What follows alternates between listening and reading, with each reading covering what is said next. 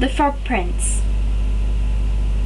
In the olden time, when wishing was having, there lived a king whose daughters were all beautiful, but the youngest was so exceedingly beautiful that the sun himself, although he saw her very often, was enchanted every time she came out into the sunshine.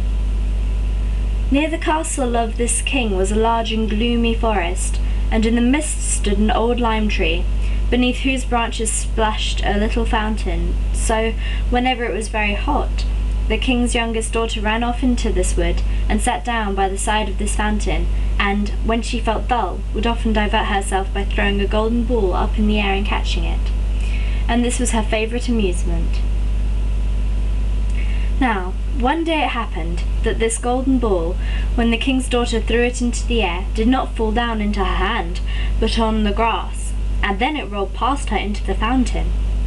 The king's daughter followed the ball with her eyes, but it disappeared beneath the water, which was so deep that no one could see to the bottom. Then she began to lament, and to cry louder and louder, and as she cried, a voice called out, "Why weepest thou, O king's daughter? Thy tears would melt even a stone to pity." And she looked around to the spot whence the voice came, and saw a frog stretching his thick ugly head out of the water. "Ah, you old water paddler," said she, "was it you that spoke? I am weeping for my golden ball, which has slipped away from me into the water." "Be quiet and do not cry," answered the frog. "I can give thee good advice. But what wilt thou give me if I fetch thy plaything up again?" "What will you have, dear frog?" said she. "My dresses, my pearls and jewels, or the golden crown which I wear?" The frog answered, "Dresses or jewels or golden crowns are not for me, but if thou wilt love me, and let me be thy companion and playfellow, and sit at thy table, and eat from thy little golden plate, and drink out of thy cup, and sleep in thy little bed, if thou wilt promise me all these, then will I dive down and fetch up thy golden ball." "Oh, I promise you all," said she, if you will only get me my ball." But she thought to herself, "What is the silly frog chattering about? Let him remain in the water with his equals. He cannot mix in society."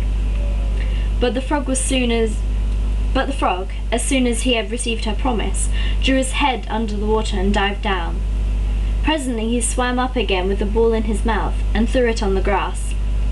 The king's daughter was full of joy when she saw her beautiful plaything, and, taking it up, she ran off immediately. "Stop, stop!" cried the frog. "Take me with thee. I cannot run as thou canst." But all his croaking was useless, although it was loud enough. The king's daughter did not hear it, but hastening home soon forgot the poor frog, who was obliged to leap back into the fountain. The next day, when the king's daughter was sitting at table with her father and all his courtiers, and was eating from her own little golden plate, something was heard coming up the marble stairs. Splish, splash, splish, splash. And when it arrived at the top, it knocked at the door, and a voice said, "Open the door, thou youngest daughter of the king." So she rose and went to see who it was that called her. But when she opened the door and caught sight of the frog, she shut it again with great vehemence, and sat down at the table looking very pale.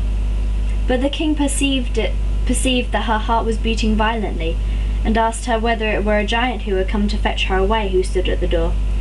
"Oh no," answered she, "it is no giant, but an ugly frog." "What does the frog want with you?" asked the king. "Oh, dear father, when I was sitting yesterday playing by the fountain, my golden ball fell into the water, and this frog fetched it up again because I cried so much. But first, I must tell you, he pressed me so much that I promised him he should be my companion. I never thought that he could come out of the water, but somehow he has jumped out, and now he wants to come in here." At that moment there was another knock, and a voice said, "King's daughter, youngest, open the door. Hast thou forgotten thy promises made at the fountain so clear 'neath the lime tree's shade? King's daughter, youngest, open the door." Then the king said, "What have you promised that you must perform? Go and let him in."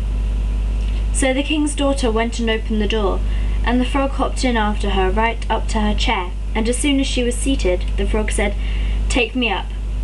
But she hesitated so long that at last the king ordered her to obey.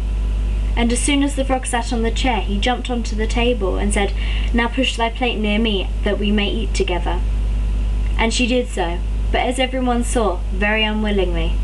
The frog seemed to relish his dinner much, but every bit that the king's daughter ate nearly choked her, till at last the frog said, "I have satisfied my hunger and feel very tired.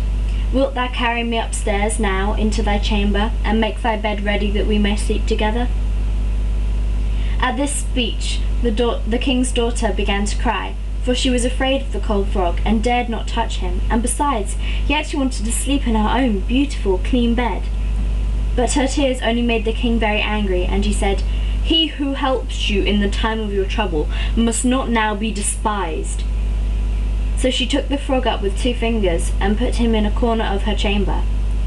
But as she lay in her bed, he crept up to it and said, "I am so very tired that I shall sleep well. Do take me up, or I will tell thy father." This speech put the king's daughter in a terrible passion, and catching the frog up, she threw him with all her strength against the wall, saying, "Now will you be quiet, you ugly frog?"